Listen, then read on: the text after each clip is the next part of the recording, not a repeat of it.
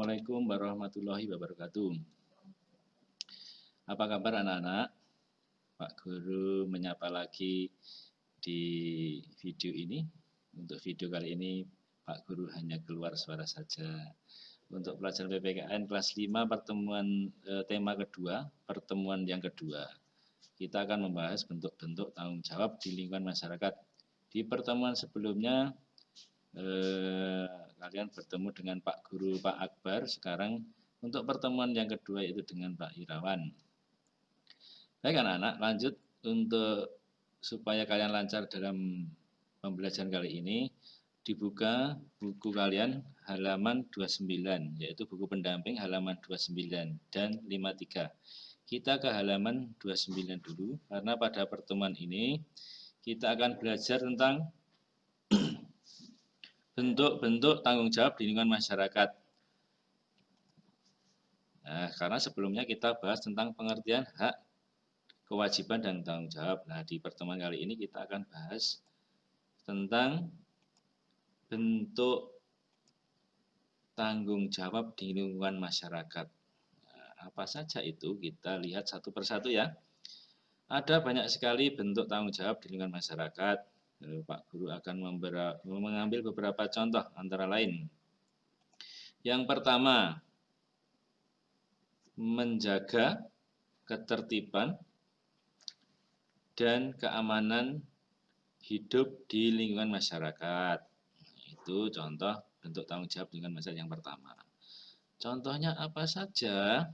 Nah, tentunya kalian sudah sering mendengar ya.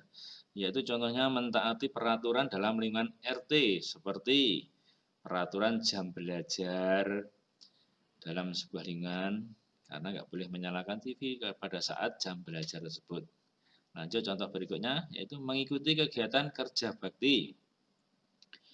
Ada lagi mengikuti kegiatan ronda malam atau siskamling. Nah, itu contoh dari menjaga ketertiban dan keamanan hidup di masyarakat. Kemudian yang bentuk bertanggung jawab di lingkungan masyarakat yang kedua, yaitu memelihara dan menjaga rasa persatuan dan kesatuan di masyarakat.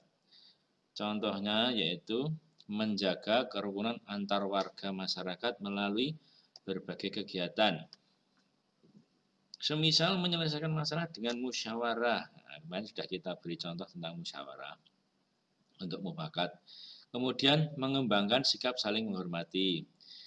Sesama teman harus saling menghormati, yang muda ke yang tua harus menghormati. Itu salah satu contoh memelihara dan menjaga rasa persatuan dan di lingkungan masyarakat. Berikutnya, menghilangkan sikap-sikap diskriminatif. Nah, kemarin sudah kita pelajari itu diskriminatif itu apa? Sikap membeda-beda. Nah, itu sikap diskriminatif. Contohnya apa? Menghilangkan sikap-sikap diskriminatif. Contohnya yaitu bergaul dengan teman tanpa membeda-bedakan meskipun berbeda agama, berbeda suku, berbeda status sosial. Apa itu status sosial? Status sosial ya, si kaya atau si miskin nggak boleh saling membeda-bedakan. Lanjut. Yang keempat yaitu meningkatkan sikap solidaritas. Nah, kemarin sudah kita bahas ya tentang sikap solidaritas. Contohnya apa itu meningkatkan sikap solidaritas? Contohnya mengutamakan kepentingan bersama daripada kepentingan pribadi atau golongan. Jadi dalam meningkatkan solidaritas itu kita harus mementingkan kepentingan umum atau kepentingan bersama di atas kepentingan pribadi. Lanjut yang B. Kita akan membahas juga contoh-contoh hak dan kewajiban sebagai warga masyarakat atau sebagai warga negara. Nah, kita bahas dulu tentang hak. Siapa yang masih ingat pengertian hak kemarin?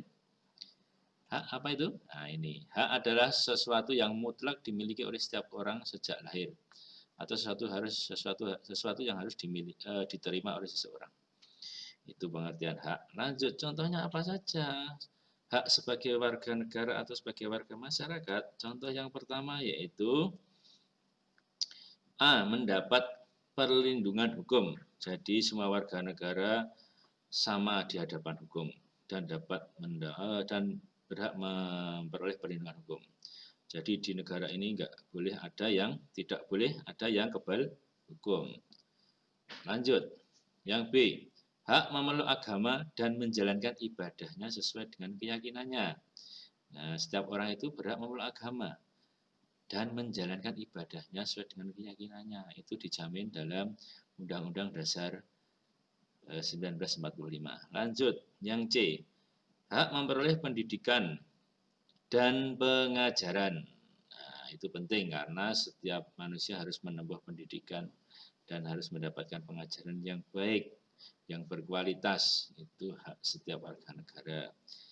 Nah, siapa itu yang menyediakan pendidikan yang baik? Ya, menyediakan itu negara, pemerintah. Ada juga pihak swasta yang menyediakan sekolah-sekolah swasta yang baik.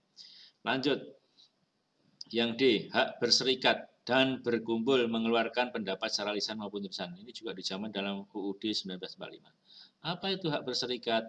Hak berserikat itu adalah hak berorganisasi. Ikut sebuah organisasi itu hak setiap warga negara. Berkumpul mengeluarkan pendapat secara lisan maupun tulisan. Nah, itu dijamin dan tercantum dalam UUD 1945. Lanjut, contoh yang E, yaitu hak atas perlindungan yang layak. Nah, setiap warga negara berhak mendapatkan perlindungan yang layak. Lanjut, F, hak mempertahankan wilayah negara Indonesia. Kita sebagai warga negara mempunyai hak untuk mempertahankan wilayah NKRI dari direbut oleh negara asing.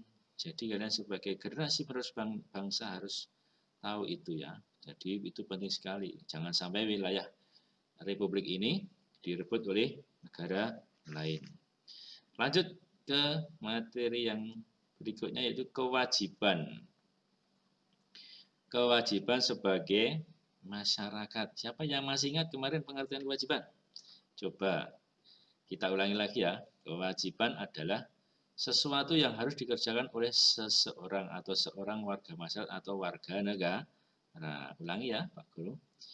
Kewajiban adalah sesuatu yang harus dikerjakan oleh seseorang atau seorang warga masyarakat atau warga negara. Jadi kalian termasuk menjadi warga negara. Kalian punya kewajiban. Nah, contohnya kewajiban membayar pajak. Apa saja contoh pajak itu? Ada pajak bumi bangunan, PBB, pajak kendaraan bermotor, PKB, ada pajak penghasilan, PPH. Nah, itu semua dibayar mungkin waktu sekarang yang membayar orang tua kalian. Nanti kalau kalian sudah dewasa punya pekerjaan, bisa mempunyai rumah sendiri, berarti kena PBB. Mempunyai mobil sendiri atau motor sendiri, ada pajak kendaraan bermotor. Kalian sudah punya gaji, punya penghasilan per bulan, akan kena PPH, pajak penghasilan. Lanjut, kewajiban yang berikutnya yaitu setiap warga negara harus mentaati hukum yang berlaku.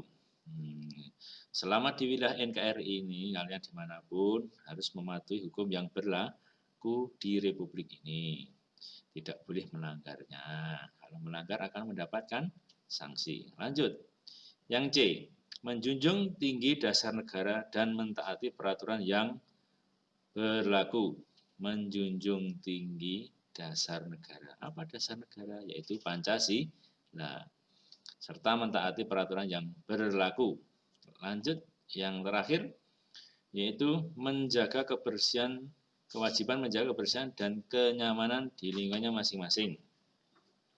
Banyak sekali contohnya yaitu membuang sampah pada tempatnya, tidak boleh membuat suara-suara yang bising di lingkungan rumahnya. Misalkan model anak sekarang pakai motor yang knalpotnya di apa itu? Dibrong namanya, suaranya keras memukakkan telinga, itu nggak boleh anak-anak ya, jangan dicontoh ya kalau ada yang seperti itu juga mengganggu kenyamanan, karena apa, suaranya bising mengganggu orang istirahat, juga membuat kaget orang-orang yang mungkin punya sakit jantung atau yang lain sebagainya.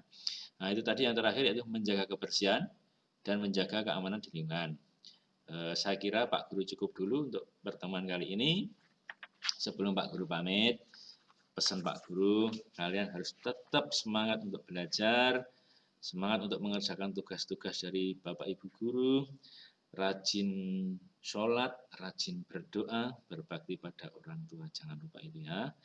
Sekian dulu, Semoga kalian diberi kemudahan dan kelancaran dalam belajar meskipun melalui PJJ.